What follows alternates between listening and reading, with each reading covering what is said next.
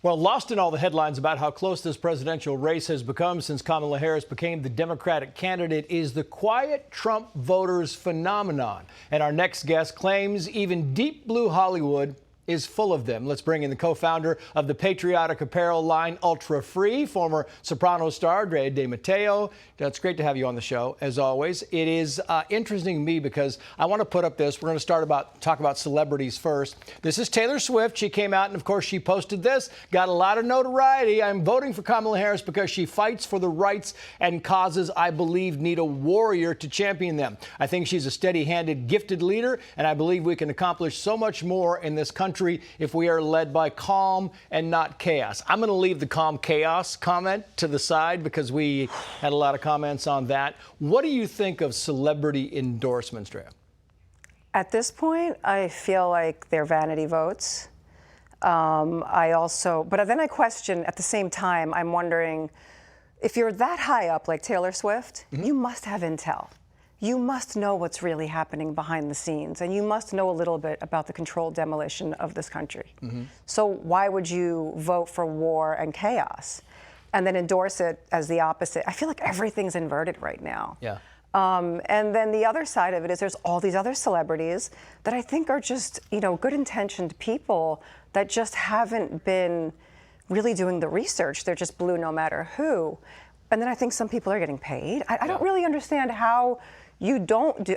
You know what? I challenge every liberal woman at this point to be the FBI, the Female Bureau of Investigations. And I want them to treat each candidate like they are a suspicious lover and go through everything under the flames, not the first 10 hits on Google. Yeah. Really try to understand what's going on both sides, and then make your decision. It's interesting to me because when she uses the thing calm and not chaos, I mean, this administration has been defined by chaos from Afghanistan to the border to the economy. It has been chaotic entirely. So you think, is that a play on words? Is she just messing with us? The Harris economy now, during the debate, Kamala Harris was asked if she thinks we're better off today than we were 4 years ago, and she skirted the answer. Watch.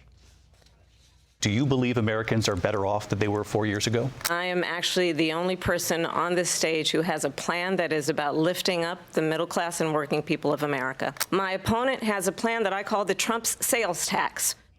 She didn't answer, Drea, because there is no answer. She knows that nobody is better off today than they were 4 years ago. It's just a proven fact. I mean, all you have to do is start with the frontline workers, I think, that were all laid off. They went from heroes to zeros. Now look at Springfield or Aurora and ask the people that live there if they feel like they've been better off. I'm the middle class, and I lost my home.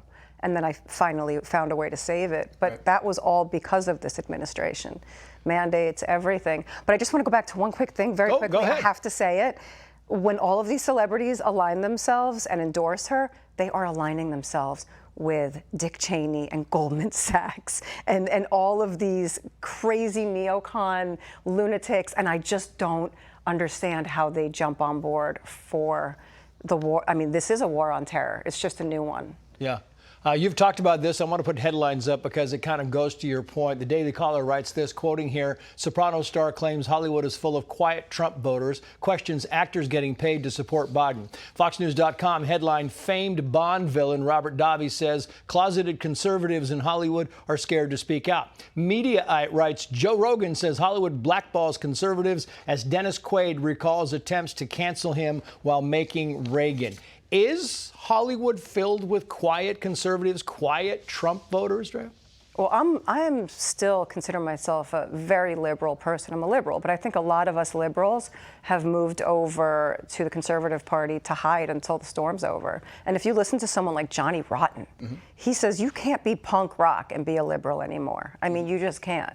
And I do think that I get a lot of emails from people that I'd never even met in my life that get my email address, and they're just like thanking me for speaking out. And they're in Hollywood, and they have high positions, but they're like, we can't speak out. You say you wouldn't go, you were on the left, you're now drifting to the right. Is there some catastrophic event that would push you back to the left, Drea? Something that you think is unforeseen? I don't believe in the system as much as I used to, the two parties. I never really did, to be honest with you. The only time I ever voted, I voted for Biden, and I had Trump derangement syndrome.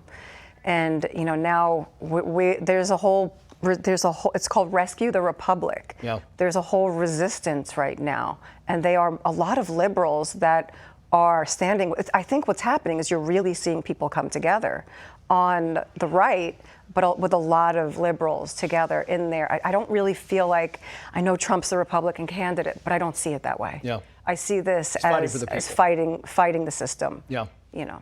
Drea, great to have you on. Nice to be Thank here. you so much. Well, coming up, the dramatic rescue of a baby being held hostage by his own father. Hey, Sean Hannity here. Hey, click here to subscribe to Fox News YouTube page and catch our hottest interviews and most compelling analysis. You will not get it anywhere else.